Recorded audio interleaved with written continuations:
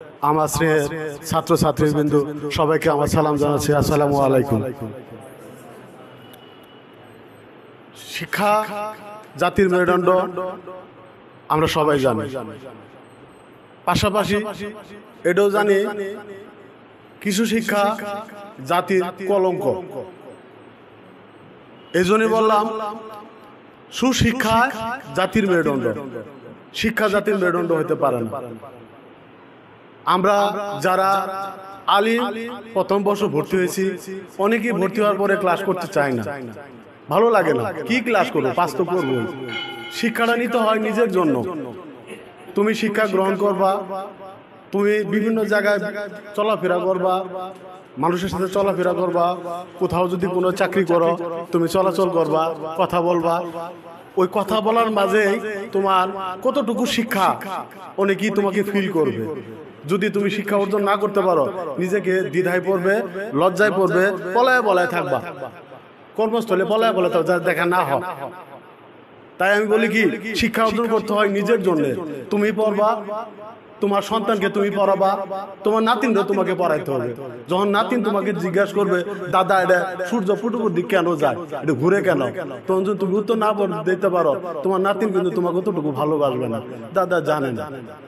তাই আমি মনে করি যে শিক্ষাঙ্গন বা শিক্ষাঙ্গনের যে মাটি, যে মূল্যবান, আমার মনে হয় অন্য জায়গায় আছে কিনা আমি জানি না, থাকতে পারে, কিন্তু আমার বোধগম্য হয়নি এখন।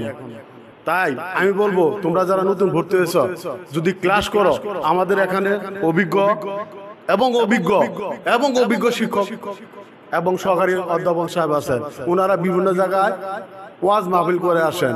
অনেক দেশ, আমার এলাকা ইসলামপুর, ওখানেও আরো অনেক দূরে দূরে যায়। তার মানে ওনারা ইসলাম সম্পর্কে ভালো বুঝেন, জানেন। তাদের ওখানে ক্লাস করতে তো ভালো লাগার কথা, কারণ আমরা মুসলিম, আমার ধর্মীয় কথা শুনতে ভালো লাগবে, এটাই স্বাভাবিক, তাই না? তা আমি তোমাদের কাছে আশা করব তোমরা ক্লাসগুলো সুন্দরভাবে করবা, শিক্ষাঙ্গনে আসবা, বসে থাকবা, এই মাটিও তোমাকে শিক্ষা দিবে, কোনো না কোনো ভাবে তোমাকে শিক্ষা দিবে। তাই আমি মনে করি যে শিক্ষা গ্রহণ করো, মনোযোগ দিয়ে গ্রহণ করো, ভালো শিক্ষা মনোযোগ দিয়ে গ্রহণ করো। খারাপ শিক্ষাও আসবে, কিন্তু তুমি গ্রহণ করবা না। শিক্ষা অনেক ধরনের শিক্ষা আছে, কেউ চুরি শিক্ষাও দেয়, কেউ ভালো শিক্ষাও দেয়, পুঁথিগত বিদ্যা শিক্ষাও দেয়, অনেক শিক্ষা আছে। তুমি শিক্ষাটা, অনেক শিক্ষা তোমার সামনে আসবে, তুমি গ্রহণ করবে কোনটা?